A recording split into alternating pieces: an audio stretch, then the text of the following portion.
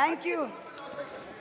Honorable Speaker, sir, my esteemed colleagues in the 18th Lok Sabha, I stand here on behalf of my party. Mr. Prime Minister, Honorable Prime Minister, I would really request you, since you've been here for the better half of 1 hour, ये भी सुनते हुए जाइए sir, डरिए मत sir, डरिए मत, 2 बार आ गए sir. You came to my area twice during the campaign, sir. आज तो सुन के जाइए sir. Never mind, my bad luck. Honorable Speaker, sir, Rahul.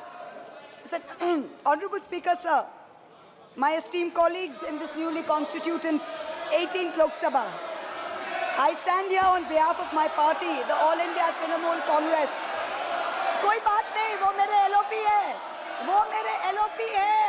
वो already मुझे सुन चुके हैं, वो मेरे LOP है.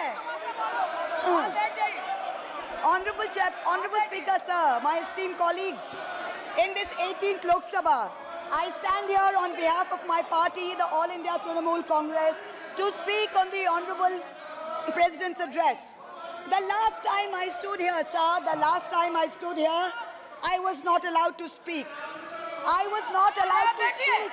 आप लोगों ने अरे let me finish. Dimple, let me finish. Guys, ignore. Let me finish. And जिसको जाना है, please जाइए, no problem. The last time I stood here, I was not allowed to speak.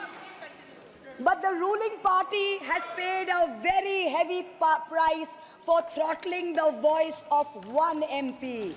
मुझे बैठाने का चक्कर में जनता ने आपके 63 सदस्यों 63 जन को परमानेंटली बैठा दिया. You have gone down from 303 to 240. In my maiden speech in the Lok Sabha in June 2019, I spoke on the 7 signs of fascism that were taking over this country. 5 years to the date, on June 27, 2024, this House saw the unprecedented scene of the marshals welcoming the President of India, the Honorable President, with a Sengol in their hand. The Sengol is a symbol of the supreme authority of a monarch. It has no place in the temple of a constitutional democracy. But, Honorable Speaker, sir, it is understandable why this happened. Because the BJP has still not understood that their 303 brute majority, their Rajtantra, has been reduced to a 240-seat minority by the Loktantra. They are still living in the world of the Sengol. This sudden changed reality, this new reality, is yet to sink in for the treasury benches and especially for the speech writers of the Honorable President's address. The speech that the Honorable President read out, she said, the people of India have elected a stable government with a clear majority. Please do not embarrass the office of the President by using poorly edited cut and paste versions of old speeches. This is not a stable government. It depends on multiple allies with a history of U-turns. It has not got a simple majority. The BJP is 32 short of 272. It is going to be a very hard landing for the treasury benches, as was obvious today. This time, there are 234 warriors this time, firmly united, and we have walked through fire to walk through these doors, so you will not be able to shut us up this time the way you did last time. There are numerous statements in the Honorable President's address that defy even a tenuous link to truth and to reality. Like in my 2019 maiden speech when I spoke on 7 signs, today I have picked out 6 themes from the Honorable President's address, and I will analyze how each of them is an exercise in fallacy and exercise in untruth.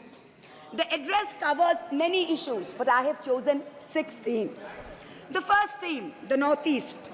The Honorable President's address says that the government has increased allocation for the Northeast by 4 times, has worked for increased and lasting peace in the area. Now, I have one question. Why is the word Manipur nowhere in the speech? Why do we refer to the generic Northeast?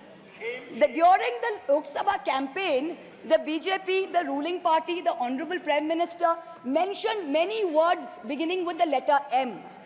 Musalman, Mullah, Madrasa, Mughal, Mutton, Machli, Mujra, Mangal Sutra, but not once did they mention Manipur.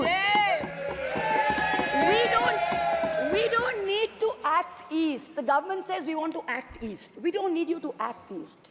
Look east, walk east, and most important, embrace east. I stand here for my brothers and sisters of Manipur, and I quote the revolutionary poet Pablo Neruda. One morning the bonfires leapt out of the earth. One morning the bonfires leapt out of the earth, devouring human beings. And from then on the fire, from then on blood. Come, see the blood on the streets. Come, see the blood in the streets. Please go to Manipur, see the blood in the streets. The second theme in the President's address, women empowerment. The speech says, women in our country had been demanding greater representation in the Lok Sabha and Vidhan Sabhas, and today they stand empowered by the Women's Reservation Act. This is a complete untruth. Firstly, you conveniently delayed reservation for women in parliament because you actually fear women. You fear Nari Shakti. You want their support, but you certainly don't want us here. The 17th Lok Sabha had 78 women, 14.3%. The 18th Lok Sabha, this Lok Sabha, has only 74 women. 4 women less than last time, only 13.6%. The ruling party, the BJP, had called a special session to bring in the Women's Reservation Bill. They have got a shameful 30 women MPs out of 240, only 12.5%. It is only Mamata Banerjee's Trinamool Congress that in 2019 had 37%, and even this time has got 38%. The President's address talks of a comprehensive campaign by the government to enrich and make 3 crore women Lakhpati Didis. All that we have seen so far is a far more comprehensive campaign to make 1 Arabpati Dada. I'm sure I don't need to take his name in this house. I'm sure we all know who we are talking about. The third theme, Kashmir. The address mentions that after decades of shutdowns and strikes, the Kashmir Valley has voted in an atmosphere of stability and security.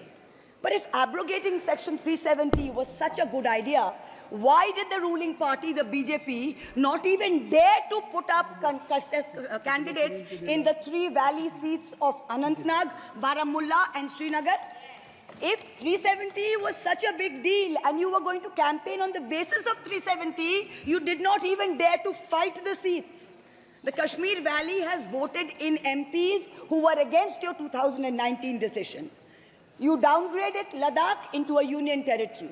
You told them it was a temporary move. Today, 5 years later, the Ladakhis are still waiting. They have not got back their statehood.